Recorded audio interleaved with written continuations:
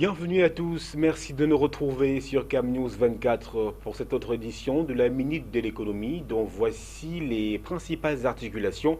Insécurité alimentaire, les importations frauduleuses de poulets congelés s'intensifient en cette veille de fête de fin d'année.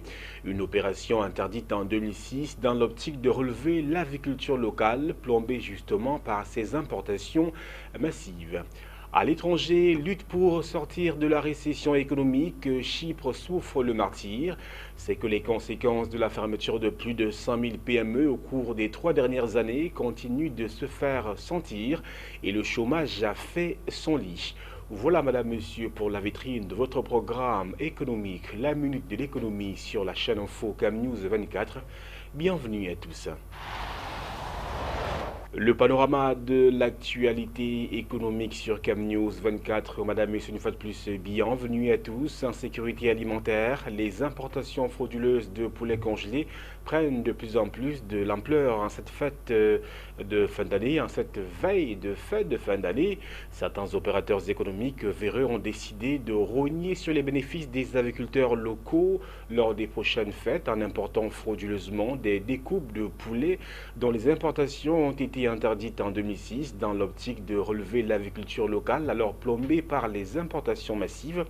La porte d'entrée de ces découpes de poulets congelés importés semble être la ville de Kié-aussi dans la région du sud frontalière à la Guinée équatoriale et au Gabon, deux pays dans lesquels le poulet congelé a encore pignon sur rue. Selon l'interprofession avicole du Cameroun, IPAVIC, entre avril et novembre 2015, au total, 25 tonnes de découpes de poulets importés ont été saisies par les agents de la brigade de répression de la fraude du ministère du Commerce et de la police camerounaise. Dans le même sillage, parlons de la promotion de l'élevage avec la mission de développement de la région du nord-ouest Mideno du Cameroun qui vient de lancer en direction des entreprises camerounaises un appel d'offres pour la fourniture de 7380 petits ruminants, notamment des chèvres et des moutons pour la période 2015-2017. Ces bêtes vont permettre de développer l'élevage dans cette partie du Cameroun dans le cadre du projet de développement de l'élevage et de la pêche financé par la Banque islamique de développement BID. Les livraisons vont s'effectuer par lots successifs d'au moins 150 petits ruminants par lot tous les 90 jours pendant une durée de 3 ans. Les dossiers des soumissionnaires sont attendus au plus tard le 9 décembre prochain au siège de la Mideno, c'est à Bamenda dans le nord-ouest Cameroun. Autre occurrence qui marque l'actualité économique nationale, climat des affaires, le Cameroun continue de séduire une délégation de sociétés algériennes. Des foires et expositions s'affectent séjournent au pays dans le cadre des préparatifs des journées économiques de l'Algérie qui vont se tenir au premier trimestre de l'année prochaine à Douala. Ce séjour a pour but d'obtenir davantage de précisions sur la date de l'événement, le site déjà disponible ainsi que du nombre des entreprises qui vont prendre part à ce rendez-vous des affaires. Dans cette perspective, la SAFEX vient d'achever à Yaoundé la première édition de la foire algérienne de Yaoundé. Elle est perçue comme une opération de charme des entreprises algériennes qui en ont profité pour tâter le terrain, dont une douzaine de sociétés ont exposé leur savoir-faire. Les secteurs ciblés sont entre autres le bâtiment et les travaux publics, l'électroménager, le textile, l'industrie pharmaceutique ou encore l'agroalimentaire. L'organisation des journées économiques devrait coïncider avec l'ouverture annoncée par Air Algérie des lignes de transport aérien reliant Alger à Douala et Yaoundé. Les deux principales villes camerounaises, cette arrivée dans le ciel camerounais du transporteur aérien algérien devrait contribuer à dynamiser les échanges entre les deux pays, des échanges que l'on qualifie encore de très modestes aujourd'hui. Transformation de cacao à présent, la société des plantations du Haut-Pénja, filiale camerounaise de la compagnie fruitière de Marseille et leader de la production de la banane au Cameroun, veut implanter une unité de transformation de cacao dans la ville de Ndjombe, région du littoral. Le projet qui vise à produire du chocolat made in Cameroun a fait l'objet d'un entretien entre le ministre de l'Agriculture et du Développement rural et le vice-président Afrique de la compagnie fruitière de Marseille.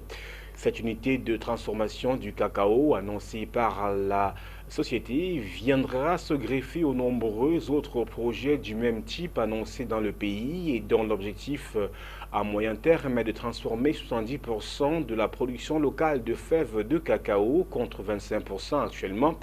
Parallèlement à cette diversification annoncée de ses activités au Cameroun, la PHP, qui produit également du poivre blanc à Pendia, dans la région du littoral, a entrepris un programme d'extension de la bananeraie de plus de 3000 hectares. Selon les prévisions, la production de celle-ci sera de 170 000 tonnes de bananes en 2015.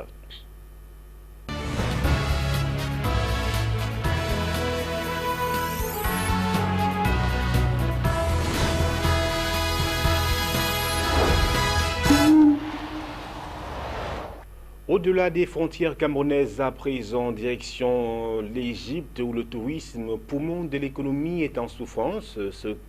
C'est que l'instabilité politique qui a traversé le pays a provoqué la méfiance des touristes et désormais, la prudence est de mise. Avec ses trésors archéologiques et ses plages, l'Égypte était jusqu'à il y a peu dans le top 5 des destinations des Français. Le pays a commencé à perdre de ses attraits il y a 2 ans lors des premières crises politiques. Et depuis début juillet, c'est la désaffection. Le ministère des Affaires étrangères déconseillant à ses ressortissants de s'y rendre. Pour les Français qui sont en Égypte, les consignes très strictes sont de ne pas se trouver près des lieux de rassemblement, de limiter au maximum leurs déplacements et d'éviter toute manifestation, bien sûr. L'Égypte fortement déconseillée par le Quai d'Orsay, cela signifie pour les voyagistes de faire sortir le pays des catalogues de voyage. C'est surtout après l'été que cela aura des conséquences. L'hiver, bien évidemment, pour l'Égypte est fortement compromis puisqu'il ne paraît pas vraisemblable de renvoyer des gens avant d'avoir retrouvé une sérénité et une stabilité politique que nous n'imaginons pas à très court terme. Les professionnels vont devoir se rabattre vers d'autres destinations, notamment pour ce qui est du balnéaire. Pour l'archéologique, c'est plus difficile puisque les trésors d'Égypte ne sont pas transposables et remplaçables.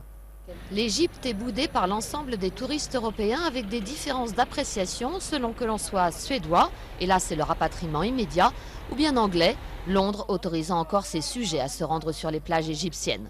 Quoi qu'il en soit, la perte pour l'Égypte est énorme. L'an dernier, le pays a accueilli 11 millions de voyageurs étrangers, ce qui a fait travailler directement près de 18 millions d'Égyptiens.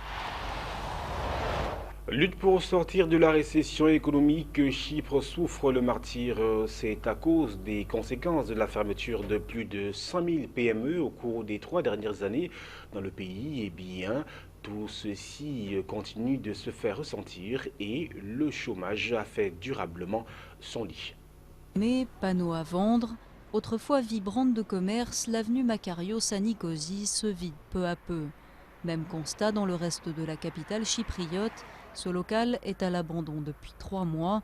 Son propriétaire Mike est retraité et sa famille dépend donc de l'argent que lui rapporte cette location. Mais les locataires précédents ne pouvaient plus payer et Mike ne trouve personne pour les remplacer. Avec la situation actuelle, nous allons devoir demander un loyer beaucoup moins élevé que ce que nous demandions avant. Au moins le temps de relancer les affaires. À Chypre, près de 5000 PME ont fermé leurs portes au cours des 3 dernières années. Un phénomène qui reflète bien la situation économique désastreuse de l'île. Les banques ne peuvent pas prêter de l'argent parce qu'elles ont elles-mêmes des problèmes de prêt, ce qui signifie que les ménages ne sont pas en mesure d'obtenir de financement auprès des banques et que les entreprises ne reçoivent aucun financement de la part du secteur bancaire.